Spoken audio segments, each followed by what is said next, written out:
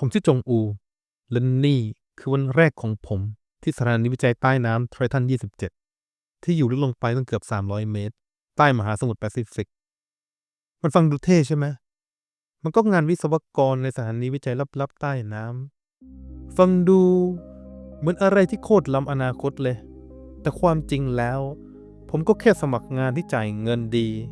แล้วก็อยากหนีออกจากชีวิตบนบกที่น่าเบื่อแค่นั้นเอง ก่อนเริ่มงานหัวหน้าของผมโดมินิกมันก็ยื่นกฎของสถานีให้ผมอ่านแน่นอนผมก็คาดหวังว่ามันก็คงเป็นกฎพื้นๆเช่นห้ามสูบบุหรี่หรือว่าห้ามนำอาหารไปทิ้งในระบบกรองน้ำอะไรทำนองนั้นน่ะแต่เปล่าเลยกฎพวกนี้มันโคตรแปลกก็เช่นกฎข้อที่4อย่าออกนอกเส้นทางที่ได้รับมอบหมายโอเคมันก็ฟังดูเข้าท่ามันมีเส้นทางที่ปลอดภัยกับไม่ปลอดภัยอะไรแบบนั้นใช่ไหมล่ะแต่มันก็ไม่ได้อธิบายเลยว่าทำไมแล้วก็แน่นอนผมก็ไม่ได้คิดจะทดสอบอะไรแบบนั้นจนกระทั่งวันนี้โดมินิกมันสั่งให้ผมไปซ่อมเครื่องปั๊มแรงดันที่โดม L ซึ่งเป็นหนึ่งในหลายๆโดมที่เชื่อมต่อกันคือสถานีเนี้ยมาถูกออกแบบให้เป็นเครือข่ายของโดมใต้น้ำแล้วก็แต่ละโดมมันก็จะมีตัวอักษรกำกับตั้งแต่ A ถึง Z แล้วก็โดม C มันก็เป็นที่ทำงานหลักของผมรวมถึงที่พักด้วยและทางที่เร็วที่สุดในการไปโดม L มันก็คือผ่านทางเชื่อมต่อระหว่างโดมจากโดม C ไปโดม H แล้วก็โดม L แต่มันก็ไม่ได้ง่ายแบบนั้นเพราะโดมินิกมันดันสั่งให้ผมไปทางโดม C J M P แล้วค่อยไป L ซึ่งมันอ้อมกว่าเห็นน่ะผมก็ถามว่าทำไมต้องอ้อมขนาดนั้นแต่ไอ้หมอนั่นมันก็แค่หันมามองแล้วก็พูดด้วยน้ำเสียงที่ไม่ได้ให้ความกระจ่างอะไรเลยแค่ทำตามที่บอกก็พอเด็กใหม่มันก็ฟังดูน่าสงสัยใช่ไหมล่ะ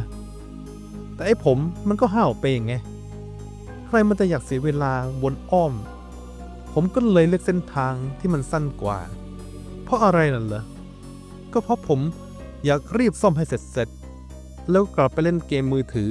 ที่ห้องพักแต่พอผมก้าวเข้าไปในโดม H เท่านั้นแหละผมก็รู้เลยว่าผมทำพลาดแล้ว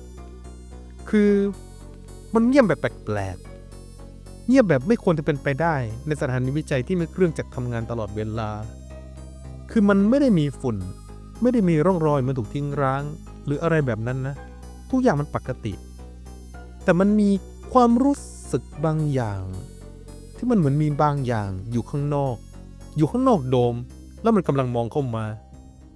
ผมเร่งฝีเท้าเพื่อออกจากโดมนี้ให้เร็วที่สุดแต่แล้วสายตาของผมก็ไปสะดุดเข้ากับอะไรบางอย่างที่นอกหน้าต่างคือมันเป็นคนใช่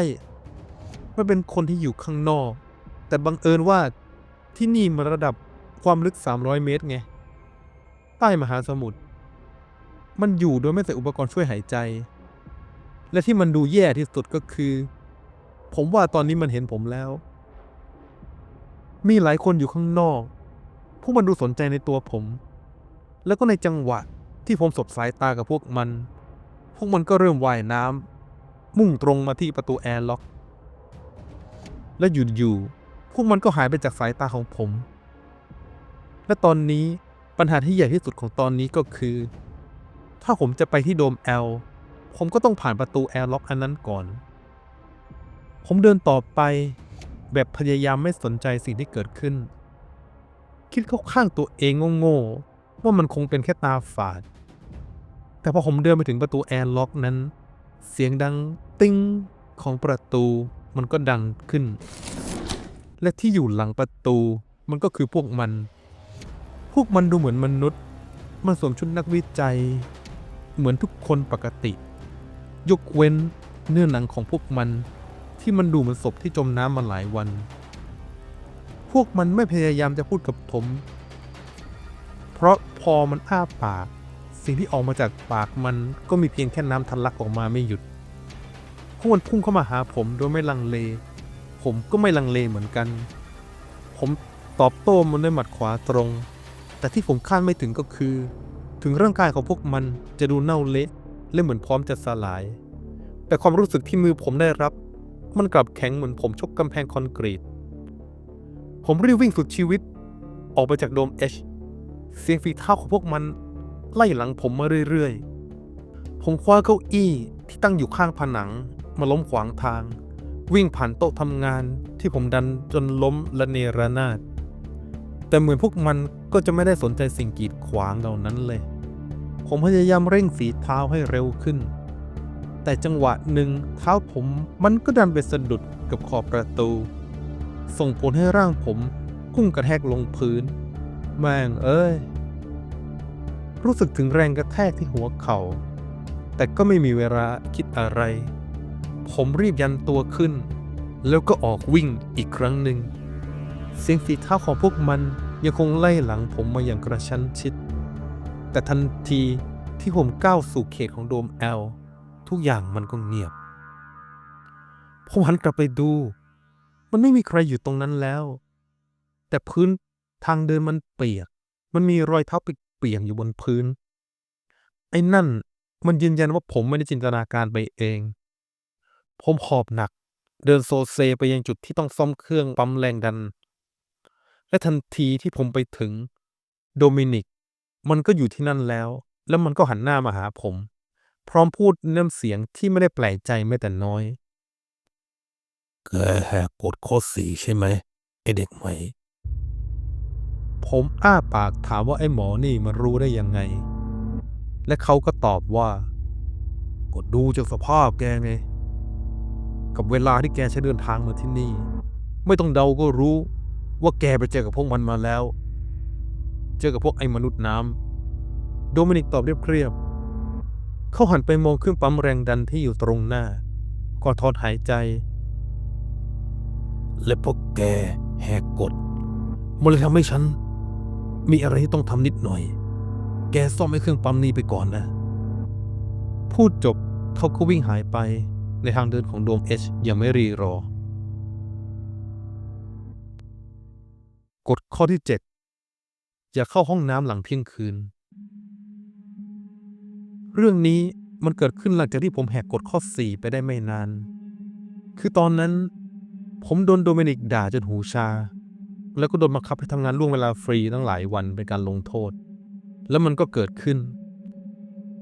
วันนั้น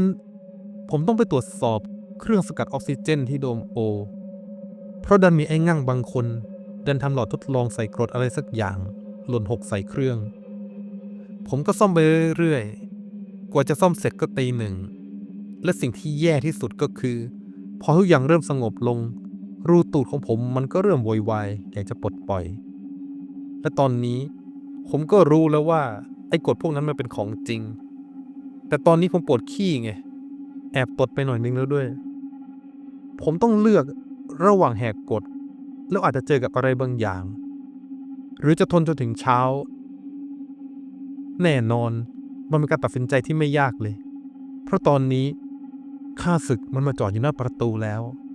ขนลุกไปหมดแล้วเนี่ยตอนนี้ผมอยู่ในห้องน้ำนั่งขี้ไประแวงไปว่ามันจะมีมือหรืออะไรออกมาจากโถส้วมแล้วก็มาสะกิดตูดผมเล่นๆหรือเปล่าแล้วไอ้ขี้มันก็ไม่สูดสักทีแต่แล้วอยู่ดีๆมันก็มีเสียงอะไรสักอย่างกระทบกับพื้นโลหะ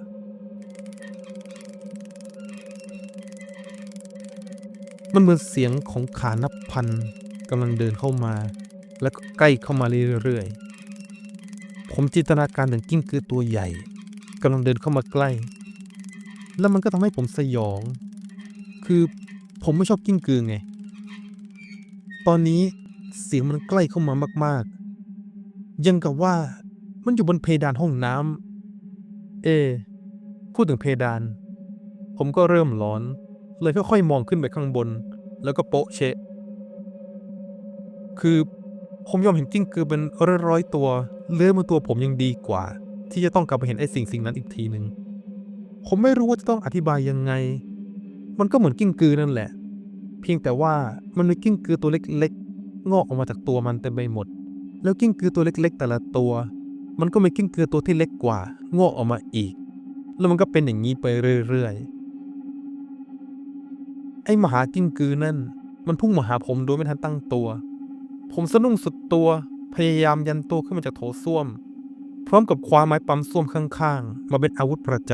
ำผมฟาดมันอย่างไม่คิดชีวิตไม้ปั๊มส้วมกระแทกลงไปที่ร่างของมันแต่มันแทบไม่สะทกสะท้านซ้ำร้ายไปกว่านั้นไอ้กิ้งกือประหลาดนี่ดูเหมือนจะแตกตัวออกมาเป็นกิ้งกือลูกตัวเล็กๆอีกนับไม่ถ้วนชี้บ้าชิปผมสะบัดลั่นก่อนจะกระโจนออกจากห้องน้ำทั้งที่กางเกงยังรูดไม่สุดผมพยายามหนีออกจากตรงนั้นให้เร็วที่สุดแต่เสียงเลื้อยของมันก็ยังคงตามมาติดๆมันไม่หยุดไม่ว่าผมจะวิ่งเลี้ยวไปทางไหนมันก็ยังตามมาจนผมเริ่มจนมุมเสียงคลานของมันดังขึ้นทุกขณะและก่อนที่มันจะถึงตัวผมชึกลูกดอกพุ่งปักที่ตัวของมันเปรี้ยงเดียวแล้วร่างของมันก็นิ่งทันทีฉันไม่คิดว่าจะมีคนแหกกฎข้อ7นะเสียงของผู้หญิงดังขึ้นจากข้างหลังผมหันไปมองเธอยืนอยู่ตรงนั้นพร้อมกับหน้าไม้ในมือใบหน้าของเธอไม่มีความตกใจสักนิดเธอคือธัญญาเพื่อนร่วมทีมของผมเองดูเหมือนว่าเธอก็กำลังทำโอฟรีเหมือนผมอยู่เหมือนกันนายควรจะพกกระโถนเวลาทำโอฟรีนะโดมินิกไม่ได้บอกนายเหรอเธอพูดพลางหัวเราะก่อนที่จะยื่นมือมาจับมือผมแต่ทันใดนั้นสีหน้าของเธอก็เปลี่ยนไปทันทีธัญญาถอยหลังไป1 ก้าวดวงตาเบิกโพลงเมื่อเธอสังเกตว่าผมยังไม่ได้ใส่กางเกงและมันก็มีกลิ่นแปลกๆลอยมาเตะจมูกเธอโอ้ยให้ตายเถอะจองอูแกไม่ได้ล้างก้นใช่ไหมเธอร้องพลางทำท่าทางรังเกียจแบบสุดๆผมอึกอักขณะที่ยังยืนอยู่ในสภาพกลึงเปลือยฟังนะมันไม่ใช่อย่างนั้นคือฉันก็ต้องสู้เอาชีวิตรอดไงเธอไม่เห็นเหรอว่าฉันต้องเผชิญหน้ากับไอ้ฝูงกิ้งกือมหาการนั่นเธอก็รู้ว่าความสะอาดไม่ใช่สิ่งแรกที่ฉันต้องแคร์ธัญญาย่นจมูกอย่างรังเกียจแต่สิ่งแรกที่ฉันแคร์ก็คือลมหายใจที่ปลอดกลิ่นอุบาทนี่ไงจงอู้นี่นายโอ้พระเจ้าเธอถอยหลังไปอีกก้าวอย่างตั้งใจแม่งกฎข้อที่12ถามรหัสลับประจำวัน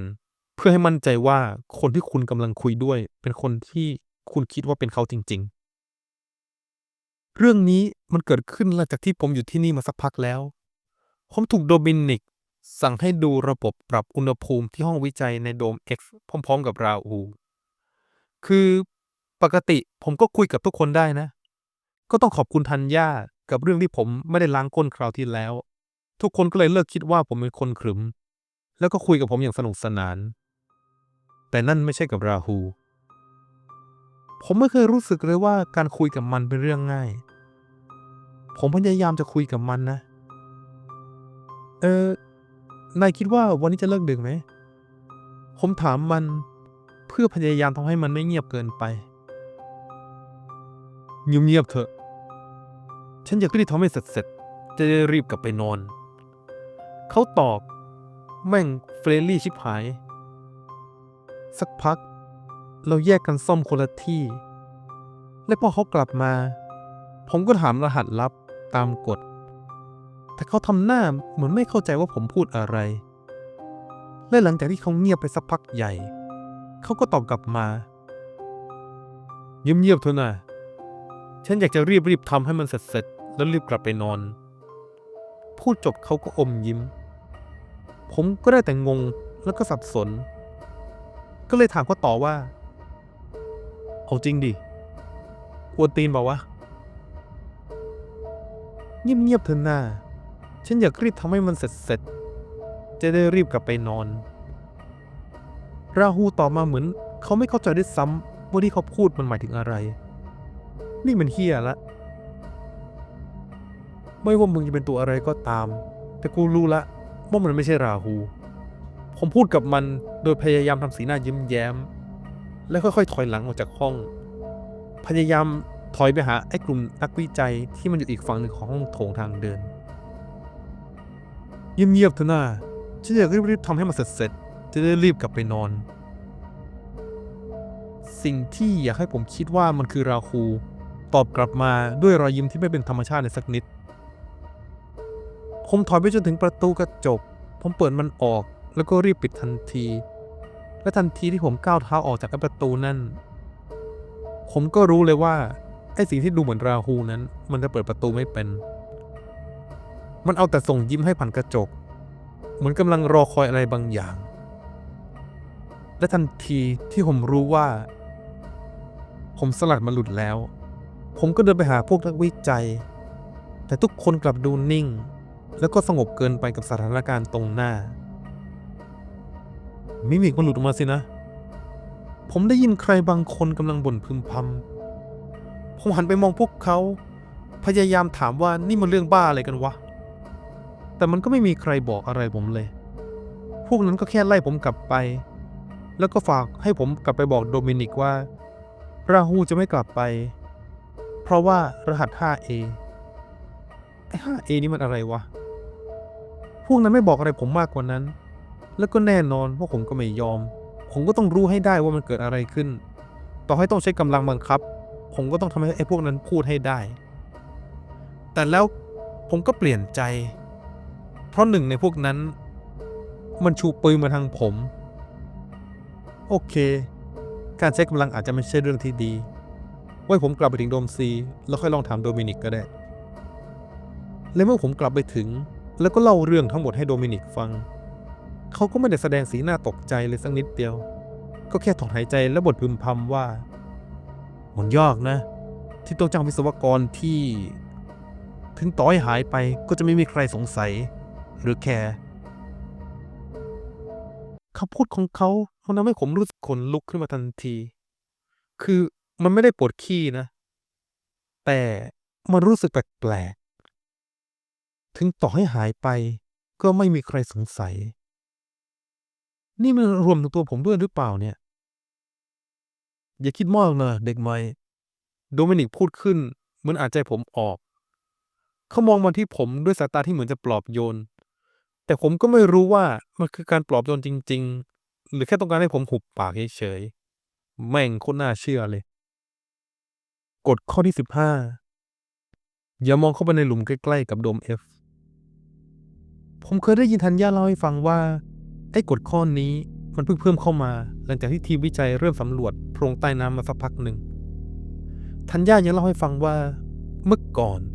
ที่นี่มันก็เป็นสถานีวิจัยใต้น้ำธรรมดาแต่พอมีไอ้บ้าคนหนึ่งมันเป็นคนพบไอ้หลุมนั่น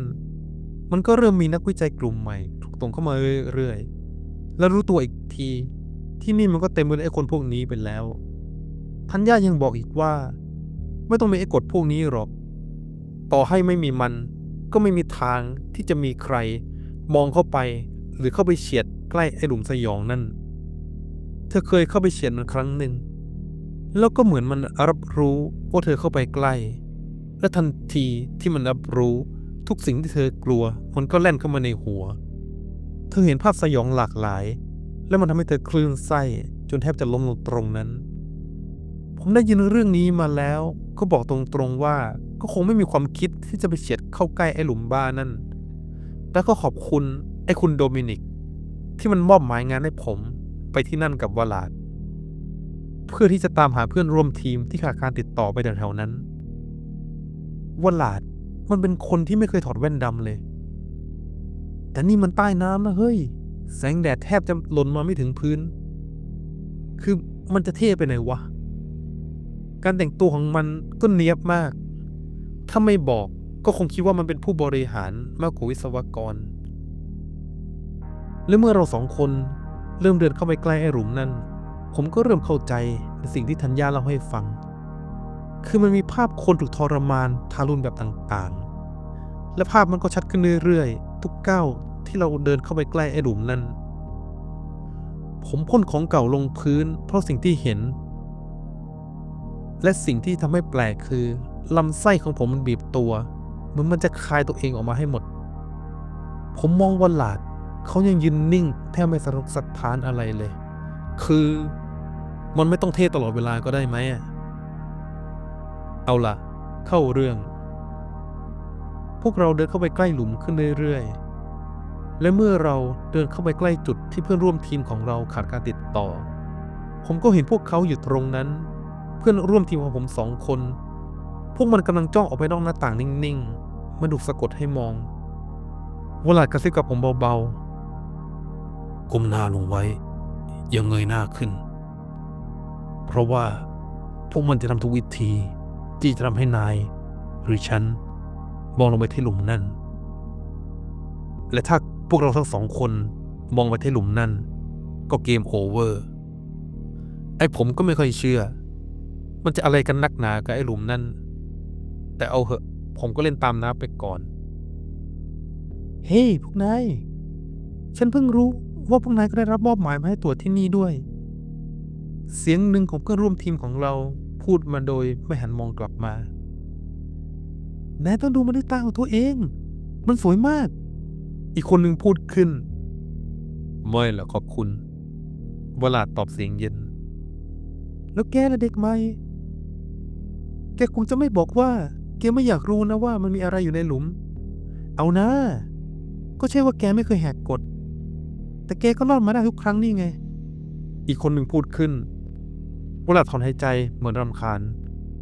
เลิกเล่นแล้วฉันต้องการคนของฉันคืนผมแอบเหลือบไปดูเพราะว่าก็อยากรู้เหมือนกันว่ามันจะมีอะไรในหลุมข้างนอกหน้าต่างนั่นและทันทีที่ผมหันไปมองผมก็เห็นคือมันเป็นมือที่ปีนออกมาจากก้นหลุมมันเป็นมือของคนนับพันที่เหมือนจะแย่งกันขึ้นมาจากนรกนิ้วมือมันบิดเบี้ยวไขว่คว้าไปในอากาศยังกับว่ามันกำลังดิ้นรนเพื่อจะกลับมาเกิดใหม่และเพียงชั่วพริบตาทุกอย่างรอบตัวผมมันก็ดูเหมือนจะหมุนคว้างจากนั้นสติของผมก็ดับวูบลงผมตื่นขึ้นมาในโดมซีพร้อมกับรอยยิ้มสยองสยองของวลาดเขานั่งอยู่บนเก้าอี้ข้างเตียงของผมเท้าคางลงมามองเหมือนกำลังสนุกกับอะไรบางอย่างจิตแข็งใช้ได้นี่เด็กใหม่วลาดเอ่ยขึ้นพร้อมกับเสียงเรียบถ้าเป็นคนอื่นนะมันน่าจะโคม่าไปแล้วถ้ามองไอ้หลุมนั่นตรงๆโดยไม่ผ่านฟิลเตอร์ผมนั่งนิ่งรู้สึกถึงอาการปวดหัวตุบๆแล้วก็ความรู้สึกหนักอึ้งในท้องไอ้หลุมนั่นมันคืออะไรอ่ะผมพยายามพูดด้วยเสียงแหบแห้งวลาดพิงตัวลงกับเก้าอี้ก่อนที่จะถอนหายใจมันเป็นแหล่งพลังงานประหลาดมันโผล่มาเมื่อหลายปีก่อนแล้วตั้งแต่นั้นเป็นต้นมามันก็มีนักวิจัยหน้าใหม่มากหน้าหลายตาถูกส่งมาที่นี่เรื่อยๆเพื่อลงไปสำรวจมันเขาหยุดนิ่งไปชั่วครู่ก่อนที่จะพูดต่อและพวกเราก็เริ่มนำเอาสิ่งที่ได้มาจากไอ้หลุมนั่นมาพัฒนาต่อจนกลายเป็นสัตว์ประหลาดหลากหลายแบบที่แกเจอมานั่นแหละแต่มันก็ทำให้ที่นี่มีกฎมากมายเต็มไปหมดผมกลืนน้ำลายลงอย่างฝืดคอใจหนึ่งอยากจะถามต่อแต่สมองของผมมันก็ยังสับสนจากสิ่งที่เห็นเอาเหอะพักก่อนเถอะเด็กใหม่เวลาพูดพังลุกขึ้นแกจะต้องเจออะไรอีกเยอะแล้วเขาก็เดินออกมาจากห้องปล่อยให้ผมนอนคิดอยู่กับตัวเองมาถึงตรงนี้พวกคนคงสงสัยว่าทำไมผมไม่ไล่กดตั้งแต่ข้อที่1คือจะบอกยังไงดีคือถึงผมจะแบ็กแอสแต่ก็ไม่ได้อยากลองมันให้ครบทุกกฎหรอกนะมันมีกฎหลายๆข้อที่ผมก็ไม่เคยเจอกับตัวเองและผมก็คิดว่ามันก็น่าจะฟินกว่าถ้าผมเล่ากฎไปตามระดับที่ผมเจอและถ้าพวกคุณถามว่ามันมีกฎทั้งหมดกี่ข้อก็ต้องบอกว่าตั้งแต่ผมมาทำงานที่นี่กฎมันก็เพิ่มขึ้นเรื่อยๆมันก็เหมือนกับที่วลาดบอกนั่นแหละถ้าไอ้พวกนักวิจัยบ้าบอนั่นมันไม่หยุดพัฒนาหรือสร้างตัวบ้าบออะไรก็ตามข้างล่างนี่กฎมันก็จะเพิ่มขึ้นเรื่อยๆพูดถึงตัวอะไรบ้าๆตอนนี้ไอ้กิ้งกือหลายหัวนั่นในกฎข้อ7มันยังมาตามวอลแวร์ผมไม่เลิกถ้ามันยังมาตามวอลแวร์ผมไม่เลิกผมก็คงต้องไปขอโดมินิกพกเครื่องพ่นไฟแล้วล่ะเออ วันนี้ธัญญากับวลาดมันมาชวนผมไปว่ายน้ำเล่นที่มวลพูลผมว่ามันต้องเจ๋งแน่ เอาล่ะ ไว้ผมจะมาอัปเดตใหม่นะ บ๊ายบาย ผมชื่อจงอู เป็นวิศวกรที่ทำงานที่สถานีวิจัยใต้น้ำ และที่นี่มันก็มีกฎแปลกๆเพียบ ผมขอโทษที่ผมหายไปนานหน่อย เพราะว่าคราวที่แล้ว ตอนที่ไปเล่นน้ำที่มูลพูลกับธัญญาแล้วก็วลาดแม่งดันมีปัญหา คือมันก็สนุกดีอะแต่ปัญหาก็คือพวกมนุษย์น้ำนั่นดันมาป้วนเปี้ยนแถวนี้พอดี และคราวนี้ผมก็หนีมันไม่พ้นไง ก็เลยโดนมันเล่นสะแขนหักจนต้องใส่เฟือก ก็เลยโพสต์ไม่ได้ไปตั้งนาน ส่วนธัญญากับวลาดนั่นเหรอพวกมันวิ่งเร็วเป็นบ้า ไม่แม้แต่จะเตือนผม ขอบคุณเพื่อนรัก มีเพื่อนๆคอมเมนต์ถามมาว่าทำไมพวกเราดูไม่ตกใจ หรือไม่คิดจะลาออกหางานใหม่กันบ้าง คือจะบอกว่าถ้าพวกคุณต้องมาเจอกับไอเหตุการณ์หรือไอ้กฎบ้าบอคอแตกนี่ทุกวันละ2-3 ข้อพวกคุณก็คงชินมันผมนั่นแหละ และเอาจริงๆเงินมันก็ดีนะ ถ้าไม่ติดว่าอาจจะต้องวิ่งหางจุกตูดวันละ2-3 ครั้งก็ถือว่าเป็นการออกกำลังกายก็แล้วกัน แล้วก็มีคนถามถึงโดมซีที่ผมทำงานอยู่แล้วก็พักว่ามันมีกฎอะไรบ้าง คือมันก็มีแหละ แต่กฎโหดๆส่วนใหญ่มันก็มักจะอยู่ที่โดมวิจัยมากกว่า แต่มันก็มีกฎข้อหนึ่งที่ผมเจอที่โดมซีนี่แหละ กฎข้อ 8 ถ้าอยู่ๆเงาของคุณสะท้อนไปในทิศที่ไม่ควรจะสะท้อน ให้กลับไปที่ห้องเดิมที่คุณจากมา คือเรื่องมันก็เกิดตอนที่พวกผมธัญญาแล้วก็วลาดมาแอบเล่นไพ่อู้งานกันในห้องเก็บของ แล้วอยู่ดีๆธัญญาก็ทวงขึ้นมาว่ากฎข้อ 8ตอนนี้เงาของพวกเราทุกคนมันหันมาหาตรงกลางเลยพวกมันก็เริ่มขยับกันเอง ผมก็อยากจะตกใจนะ แต่ไอ้กฎข้อนี้มันมาตอนที่ผมได้ป๊อก9 2 เด้งนี่สิพวกเรามองหน้ากันเหมือนรอนัดเวลาเพื่อที่จะลุกวิ่งแล้วก็หนีออกจากห้อง และทันทีที่ผมเปิดประตูออกไปผมก็ต้องสะดุ้งสุดตัว ก็คือไอ้โดมินิกแม่งมันยืนเฝ้าหน้าห้อง ผมก็เริ่มไม่แน่ใจแล้วว่าผมควรจะกลัวที่โดนด่าที่อู้งาน หรือว่าควรกลัวไอ้กฎบ้านี้มากกว่ากัน แต่แล้วโดมินิกก็พูดออกมาด้วยน้ำเสียงเย็นชาทำไมพวกแกไม่กลับไปเล่นไพ่กันต่อล่ะฉันไม่ว่าหรอกมันแปลกถึงแม้โดมินิกมันจะไม่ใช่หัวหน้าที่เข้มงวดสักเท่าไหร่แต่การบอกให้กลับไปเล่นไพ่อู้งานต่อมันก็ไม่น่าใช่เรื่องปกตินั่นไม่ใช่โดมินิกดูสิมันไม่มีเงาเสียงธัญญาดังมาจากข้างหลังวลาดดึงผมกลับมาทันทีก่อนที่ไอ้ตัวบ้านั่นมันจะเอื้อมมือมาคว้าตัวผมและตอนนี้ร่างกายมันเริ่มบิดเบี้ยวผิวหนังตะปุ่มตะป่ำและมันกำลังเดินมาทางพวกเราเริ่มวิ่งหนีกลับเข้ามาในห้องแต่ไอ้กฎข้อ 8 นั่นมันดูยิ้มแล้วก็ค่อยๆเดินมาหาพวกเราอย่างไม่รีบไม่ร้อนมันคงคิดว่ายังไงมันก็คงยืนขวางทางออกเดียวของพวกเราอยู่วลัดบ่นพึมพำก่อนที่มันจะถอดแว่นดำออกเผยให้เห็นดวงตากลมโบดำสนิทแล้วก็มีจุดสีแดงเล็กๆตรงจุดที่ควรจะเป็นตาดำอยู่ดีๆประกายแสงเล็กน้อยมันก็แวบขึ้นที่ตาของมันก่อนที่ไฟจะลุกพรึบขึ้นบนร่างของไอ้กฎข้อ 8ซึ่งตอนนี้มันกรีดร้องทุรนทุรายอย่างรุนแรงก่อนที่จะรีบวิ่งหนีหายไปพวกเราทุกคนออกมาจากห้องได้และทันทีที่พวกเราออกมาจากห้องเงามันก็กลับมาอยู่ในสภาวะปกติตามมาด้วยการล้มตึงของวลาดตอนนี้ผมก็ไม่รู้ว่าผมควรจะตกใจกับตัวตนของวลาดดีหรือว่าช่วยเขาก่อนดีแต่ธัญญาดูเหมือนจะรู้ความจริงอะไรบางอย่างและเธอก็รีบบอกให้ผมช่วยพยุงวลาดไปที่ห้องพยาบาลของโดมซี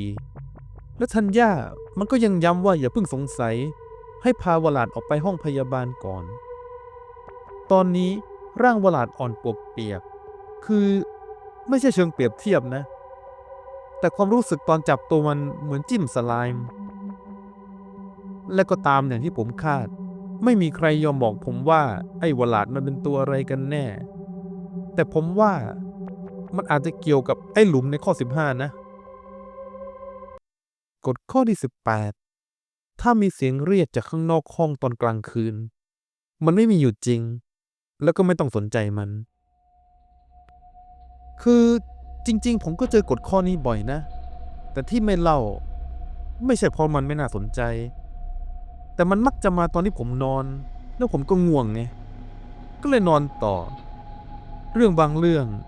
ถ้าไม่รู้ก็คงไม่ตายแต่ก็เอาเหอะยังไงมันก็ไม่ใช่เรื่องใหญ่สำหรับผมอยู่แล้วแต่คืนนี้ผมนอนไม่หลับเพราะเรื่องของวลาดวันก่อนวลาดยังคงถูกกักตัวอยู่ในห้องพยาบาลห้ามเยี่ยมเด็ดขาดไม่มีใครให้ข้อมูลอะไรเพิ่มเติมธัญญาก็พยายามเลี่ยงตลอดตอนที่ผมถามถึงวลาดผมมั่นใจว่าเธอรู้อะไรบางอย่างแต่ก็ไม่คิดจะบอกผมน่าหงุดหงิดจริงๆแต่สิ่งที่ทำให้ค่ำคืนนี้แตกต่างออกไปคือไอ้เสียงเรียกนอกห้องตามกฎหมายเลข 18ปกติแล้วมันก็จะเป็นเสียงของใครก็ไม่รู้มันมักจะเบาๆหรือไม่ก็แว่วๆมาแต่ไกลหรือบางครั้งมันก็เป็นแค่เสียงคล้ายๆลมพัดประตูแต่คืนนี้มันต่างไปเพราะเสียงที่ดังขึ้นจากข้างนอกมันคือเสียงของวลาดจงอูเปิดประตูหน่อยจงอูช่วยฉันทีเอาล่ะตอนนี้ผมต้องเลือกแล้วว่าจะกลัวไอ้กฎนั่นหรือจะเปิดออกมาเพื่อเพื่อนคนเดียวของผมสมองผมตีกันวุ่นไอ้กฎข้อ 18แม่งก็เตือนชัดเจนว่าอย่าสนใจเสียงเรียกข้างนอกห้องตอนกลางคืนแต่ก็อีกแหละถ้ากฎบอกให้ทำอะไรมันก็คงมีเหตุผลและผมก็ควรฟังแต่ถ้าไอ้เสียงที่อยู่ข้างนอกนั่นมันเป็นวลาดจริงๆล่ะคือวลาดหายไปทั้งวันวลาดที่โดนกักตัวอยู่ในห้องพยาบาลวลาดที่ไม่มีใครยอมพูดถึงและถ้าคุณฟังมาตลอดก็คงจะเดาได้ไม่ยากว่าผมจะทำยังไงก็ใช่แหละช่างแม่งไอ้กฎบ้านั่นตอนนี้ผมว่าผมอยากจะถามความจริงจากใครสักคนมากกว่ามือผมสั่นนิดหน่อยตอนจับลูกบิดประตูอากาศเย็นวาบมันทะลุผิวเมื่อผมเปิดมันออกและภาพอยู่ตรงหน้ามันก็ทำให้หัวใจผมหยุดเต้นไปชั่วขณะหนึ่งวลาดยืนอยู่ตรงนั้นแต่สภาพที่ดูไม่ได้เลยผิวขาวซีดเหมือนกระดาษเสื้อผ้าขาดวิ่นมีรอยเลือดซึมออกมาตามแขนและไหล่เขาหายใจหอบแล้วก็เงยหน้าขึ้นมามองผมดวงตายังแดงก่ำเหมือนเดิมขอเข้าไปหน่อยจงอูเสียงของเขาแหบพลาดความลังเลพุ่งเข้ามาจู่โจมผมอีกครั้งหนึ่งนี่มันวลาดจริงๆใช่ไหมหรือมันเป็นอย่างอื่นแต่สุดท้ายความห่วงของผมก็ชนะผมไม่ลังเลรีบคว้าแขนเขาแล้วก็ดึงเข้ามาข้างในแล้วก็ปิดประตูทันทีวลาดถอนหายใจยาวก่อนที่จะเอนตัวพิงกำแพงดวงตาของเขาดูเหนื่อยล้าแต่ก็ยังมีแววระมัดระวังเขาเงียบไปครู่หนึ่งก่อนที่จะพูดในสิ่งที่ทำให้ผมต้องหยุดหายใจจงอูฉันไม่ใช่คนธรรมดา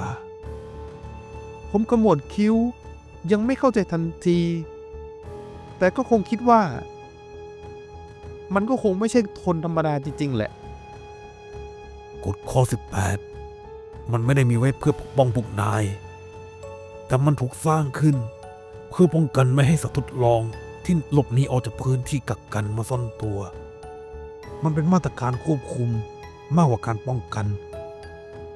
สมองของผมหมุนติ้ววลาดคือสัตว์ทดลองเหรอเพื่อนที่ผมคิดว่ารู้จักมาตลอดที่แท้จริงแล้วเป็นสิ่งที่ถูกสร้างขึ้น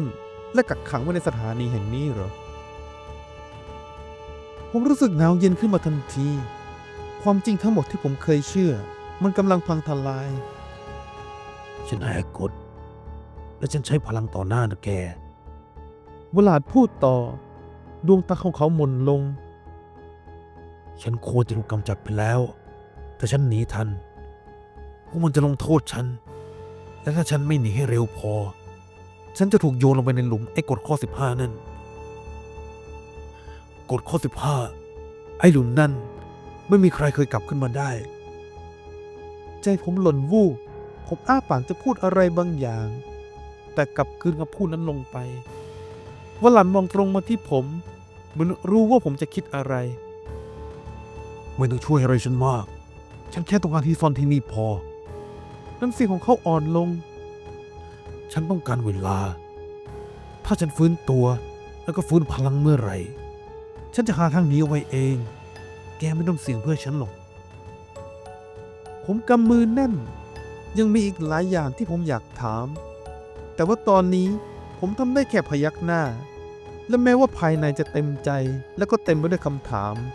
แต่มันก็รู้สึกไม่สบายใจแปลกๆคืนนั้น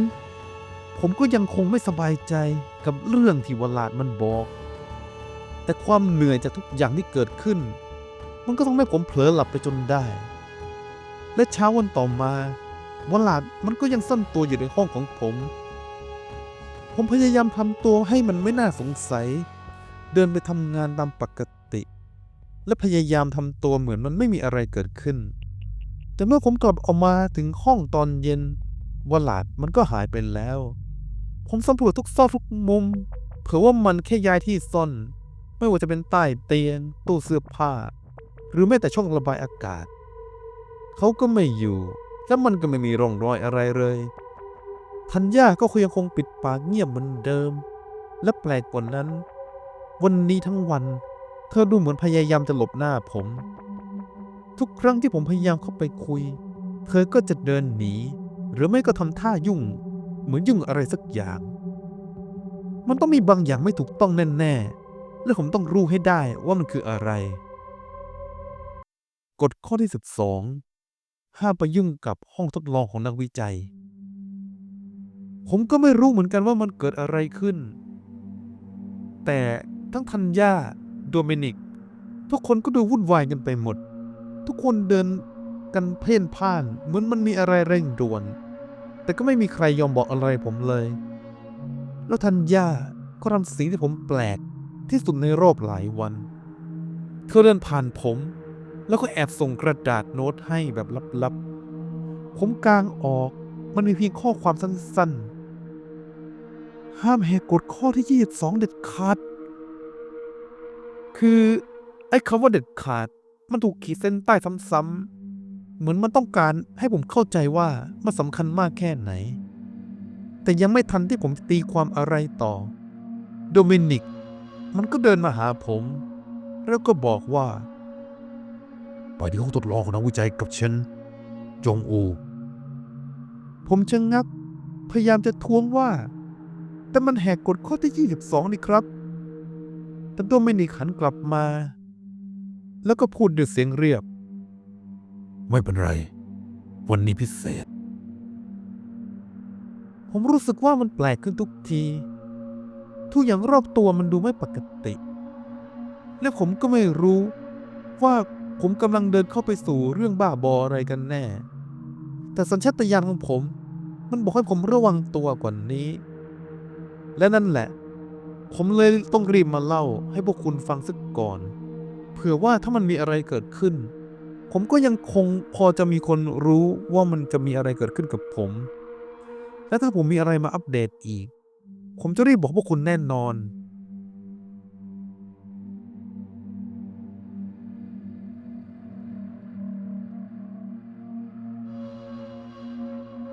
เอาละ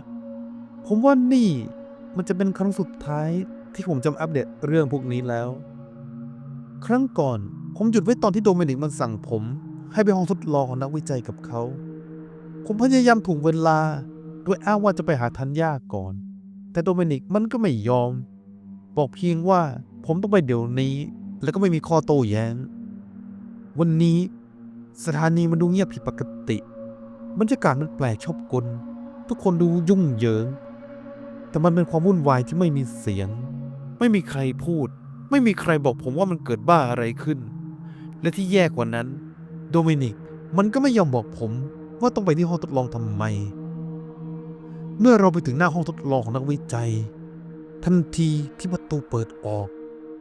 กลิ่นบางอย่างมันก็พุ่งเข้ามากระแทกจมูกของผม มันเป็นกลิ่นของเลือด มันเป็นกลิ่นของความตาย โดมินิกก็ไม่ได้พูดอะไร เขาเดินต่อไปข้างหน้าอย่างมั่นคง เหมือนมันไม่มีอะไรเกิดขึ้น สัญชาตญาณของผมมันเริ่มเตือน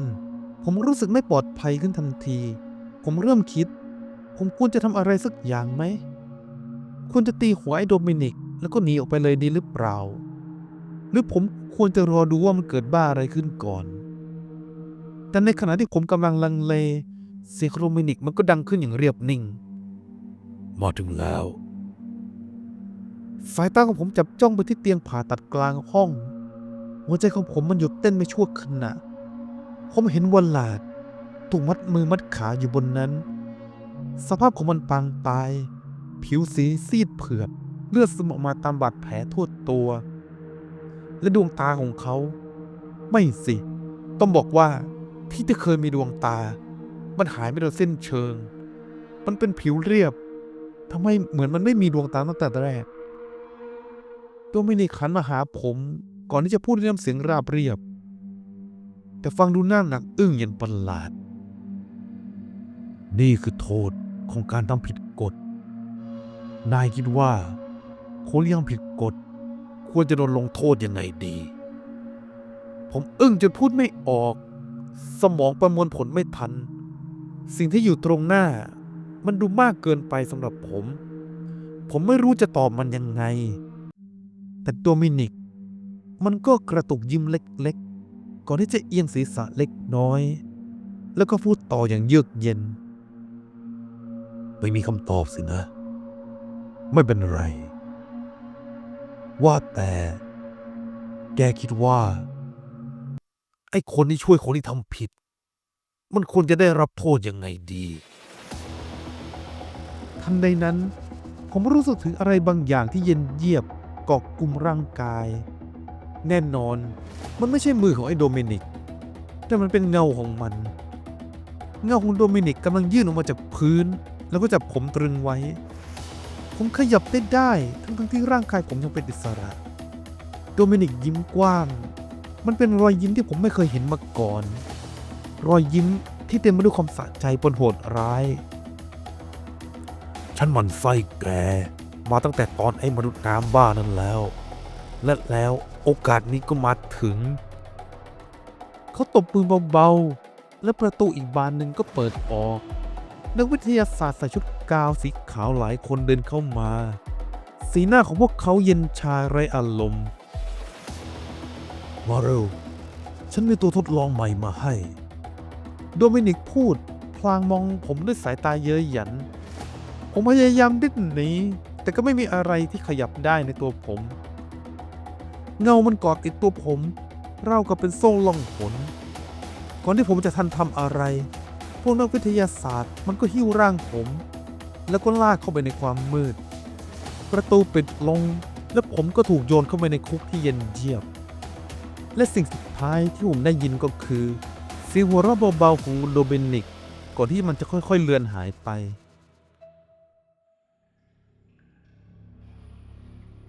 ผมก็ไม่รู้ว่าเวลามันผ่านไปนานเท่าไหร่ แต่อยู่ๆมันก็มีเสียงประตูเหล็กดังลั่นก่อนที่มันจะเปิดเข้ามา ผมเงยหน้าด้วยความหวังเล็กๆว่าคงจะมีใครเข้ามาช่วย และแล้วผมก็เห็นธัญญาเธอที่อยู่ตรงนั้น ร่างกายของเธอ มันไม่ใช่แบบที่ผมเคยเห็น ตอนนี้แขนของเธอสามารถยืดได้ออกไปไกล ยังกับว่ามันทำมาจากยางยืด ผิวของเธอไม่มีรอยต่อ ไม่ใช่ผิวหนังของมนุษย์ มันดูไม่เหมือนมนุษย์อีกต่อไปแล้ว ขยับได้ยัง เธอถามพลางเหวี่ยงแขนออกไปกระแทกยามที่เฝ้าอยู่จนกระเด็น เธอเป็นอะไรกันเนี่ย ผมถามเสียงสั่น ไม่แน่ใจว่ามันคือกฎอีกข้อหรือเปล่า ธัญญาถอนหายใจ ไม่มีเวลาอธิบายมาก เอาเป็นว่า ฉันไม่ใช่มนุษย์เต็มตัว และที่นี่ก็ไม่มีใครเป็นมนุษย์เต็มตัวนอกจากนาย ธอช่วยดึงผมขึ้นมาก่อนที่จะพูดต่อสัตว์ประหลาดที่นี่ทุกคนเคยเป็นคนมาก่อนที่ทุกคนจะถูกเปลี่ยนเป็นทีละคน2 คน พวกเราไม่รอดก็ถูกขัง หรือไม่ก็ถูกกำจัด ผมกลืนน้ำลายลงอย่างฝืดเคือง แล้วเธอทำไมเธออยู่นอกที่คุมขังได้ล่ะก็เพราะว่าพวกฉันคงสภาพเดิมได้ไง พวกฉันอย่างวลาดเป็นตัวทดลองที่สามารถใช้ชีวิตปนกับมนุษย์ทั่วไปได้ ก็เลยไม่ต้องโดนขังธัญญาไม่รอให้ผมถามอะไรอีกเธอว่าผมออกจากคุกรอบเลี่ยงพวกยามและนักวิจัยระหว่างทาง พวกเราเจอมนุษย์น้ำ2-3 ตัวมารับรู้ถึงการบุกรุกแล้วก็พุ่งมาหาพวกเราอย่างรวดเร็ว แต่ธัญญาก็ไม่ได้ลังเลแม้แต่วินาทีเดียวแขนของเธอยืดออกกระชากลากของพวกมันก่อนที่จะฟาดลงกับพื้นอย่างแรงเสียงกระดูกของพวกมันแตกหักดังกรอบแกรบพวกมันกำลังดิ้นทุรนทุรายก่อนที่จะสงบไปทีละตัว2 ตัวเธอฆ่ามันทำไมผมพึมพำพวกมันไม่ใช่มนุษย์อีกต่อไปแล้วธัญญาตอบเสียงเรียบมนุษย์น้ำพวกนี้มันถูกสร้างขึ้นมาเพื่อควบคุมทุกคนให้อยู่ในความสงบมันเป็นเหมือนรปภของที่นี่ฉันฆ่ามันไม่ได้ทั้งหมดหรอกนะและตอนนี้พวกเราต้องไปก่อนที่พวกมันที่เหลือทั้งหมดจะรู้ตัวเธอจุดแขนผมให้รีบเดินเราเคลื่อนตัวไปตามเงามืดของทางแคบๆที่ทอดยาวไปสู่โดมของสถานีหลักปกติแล้วที่นี่จะไม่ยอมให้มนุษย์เข้ามาธัญญาพูดขึ้นขณะที่เราซ่อนตัวอยู่หลังกล่องเหล็กเพื่อเลี่ยงสายตากล้องวงจรปิดแต่เพราะว่าโดมินิกต้องการหาเหยื่อทดลองรายใหม่เรื่อยๆมันก็เลยจ้างพวกมนุษย์ธรรมดาเข้ามาทำงานด้วยหัวใจเต้นรัวงั้นมันก็หมายความว่าธัญญาหันมาสบตาผมแววตาของเธอจริงจังจนหน้าขนลุกใช่นายทุกคนที่ถูกจ้างมาที่นี่ก็แค่หนูทดลองที่รอถูกวันใช้งานผมเริ่มเข้าใจแล้วว่าทำไมวันนั้นโดมินิกต้องคุยกับมนุษย์น้ำตอนที่พวกมันเจอผมจริงๆผมว่าโดมินิกก็ไม่ได้อยากช่วยผมหรอกแต่มันเจรจาเพื่อเก็บเหยื่อไว้ใช้งานต่อแค่นั้นเองนี่มันบ้าเป็นแล้วผมต้องหนีออกมาจากที่นี่ให้ได้และในที่สุดเราก็มาถึงลิฟต์ทางออกสุดท้ายของสถานีมีเพียงแค่กดปุ่มนี้เราก็จะขึ้นไปเหนือผิวน้ำแล้วก็จะหนีออกจากฝันร้ายนี้ได้สักทีแต่ก่อนที่มือของผมจะสัมผัสแผงควบคุม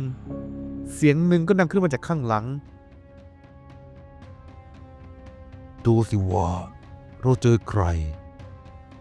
เจอไอ้หนูทดลองที่หนีออกมากำลังบ้าไอ้คนทรยศเสียงนั้นเย็นชาแต่ทรงอำนาจและคุ้นเคยเกินไปนั่นเป็นเสียงของไอ้โดมินิกธัญญาหันไปตั้งท่าป้องกันตัวเธอรู้ดีว่าการเจรจาอาจจะไม่มีความหมายอีกต่อไปแล้วการเผชิญหน้ากับโดมินิกอาจเป็นสิ่งที่เลี่ยงไม่ได้เธอพุ่งเข้าไปหาเขาแขนเธอยืดออกเหมือนแส้หวังจะฟาดเขาให้ล้มลงกับพื้นแต่โดมินิกมันก็เร็วกว่ามันหลบได้ทุกการโจมตีเรากับรู้ล่วงหน้าว่ามันจะเกิดอะไรขึ้นและพริบตาเดียวธัญญาก็ถูกเล่นงานเงาของโดมินิกพุ่งออกมาจากพื้นจับร่างของเธอไว้แน่นรัดร่างของเธอยังกับงูที่รัดเหยื่อเธอพยายามดิ้นรนแต่เงานั้นก็แข็งแกร่งเกินมนุษย์ไม่นานร่างของเธอก็หมดแรงแล้วหยุดนิ่งไปธัญญาผมตะโกนลั่นแต่ทำอะไรไม่ได้มนุษย์น้ำกลุ่มหนึ่งเดินเข้ามาแล้วพวกมันก็หิ้วร่างไร้สติของธัญญาออกไปและนั่นก็เป็นครั้งสุดท้ายที่ผมเห็นธัญญาโดมินิกปัดฝุ่นออกจากเสื้อของมันก่อนที่จะหันมาหาผมรอยยิ้มของมันเต็มไปด้วยความเหี้ยมเกรียม เอาละไอ้หนูเรามาสนุกกันต่อดีกว่าตอนนั้นถึงไหนแล้วนะ จากนั้นทุกอย่างมันก็มืดลง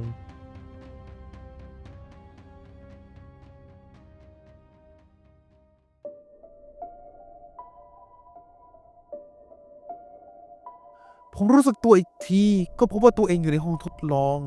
แขนและขาถูกตรึงไว้กับเตียงเหล็กแสงสีขาวสว่างจ้าเหนือหัวของผมกลิ่นของสารเคมีฉุนกึกจนแสบจมูกมันมีหลอดหลายหลอดที่เชื่อมเข้าหากันแล้วก็ต่อเข้ากับแขนแล้วก็ลำตัวของผมมันมีของเหลวบางอย่างที่กำลังถูกฉีดเข้าสู่เส้นเลือดของผมมันไม่ใช่เข็ม2 เข็ม แต่มันคือเข็มหลายสิบเล่มที่กำลังแทงเข้าสู่ร่างกายผมพร้อมๆกัน ร่างกายของผมมันเริ่มชา ความรู้สึกเย็นเยียบแผ่ซ่านไปทั่วกระแสเลือดและทุกอย่างมันก็เริ่มพร่าเลือน แต่มันแปลก มือของผมยังขยับได้ ผมไม่รู้ว่าทำไมพวกมันถึงมายึดมือของผมไว้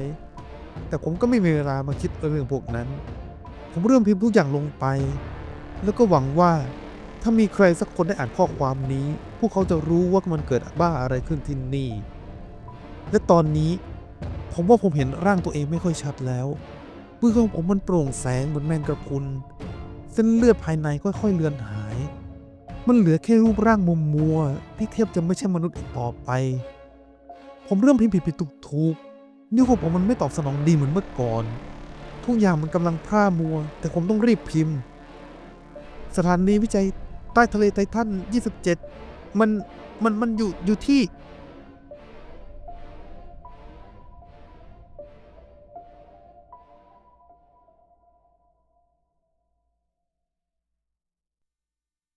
ความเห็นในโพสต์ ความเห็นที่หนึ่งเรื่องนี้เรื่องจริงเหรอครับ น่ากลัวจังเลย ผมก็เพิ่งได้งานวิศวกรที่ไททัน 27 เหมือนกัน ผมจะไปทำงานนี้หรือเปล่าเนี่ย ความเห็นที่สองมั่ว เชื่อเหอะแม่งก็แค่เรื่องแต่ง ความเห็นที่สามเฮ้ย ไอความเห็นแรก ถ้าเป็นผมนะ ผมไม่ไปหรอก ความเห็นที่สี่ผมนี่แหละโดมินิก ฮ่าฮ่าฮ่าฮ่าฮ่าความเห็นที่ห้านี่มันนานแล้วนะทำไมเจ้าของกระทู้ไม่มาตอบโพสต์ล่ะ ความเห็นที่หกก็มันกลายเป็นมนุษย์แมงกะพรุนไปแล้วไง มันจะมาตอบโพสต์ได้ยังไง ความเห็นที่เจ็ดผมเม้นแรงนะครับที่โพสต์ว่าได้งานแล้ว คือมันมีกฎจริงๆด้วยครับ แล้วตอนนี้ผมกลัวมาก